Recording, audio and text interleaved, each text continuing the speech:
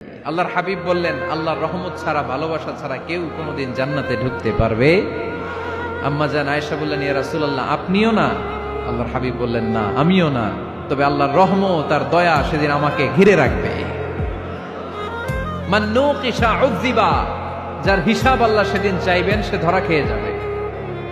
সব সময় আল্লাহর কাছে এই দোয়াটা যেন আমরা করি, আল্লাহ কিয়ামতের দিন তুমি আমার হিসাব নিও না, আল্লাহ তুমি আমার বিচার বসিও না, আল্লাহ তুমি দয়া করে আমারে মাফ করে দিও।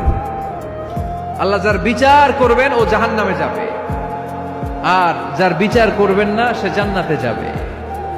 আল্লাহ যদি বিচার করে আর পাই টু পাই হিসাব নেয়, নামাজ পড়লি না কেন, রোজা রাখলি না কেন, মিথ্যা বললি কেন, খাদ্যে ভেজাল দিলি কেন, মাছে ফরমালিন দিলি কেন, যৌতুক খাইলি কেন, ঘুষ খাইলি কেন, উল্টাপাল্টা করলি কেন, জিনা করলি কেন, একটার পর একটা প্রশ্ন বানে যদি সেই ভয়ঙ্কর দিনে আল্লাহ আমাদেরকে জর্জরিত করে, আমাদের কোনো উত্তর আছে? সেদিন আমাদের বাঁচার কোনো উপায় আছে? তাই আমরা সবাই আল্লাহর কাছে দোয়া করবো, আল্লাহ কোনো বিচার টিচার মানি না, কোনো বিচার করতে পারবো না, দয়া করবা।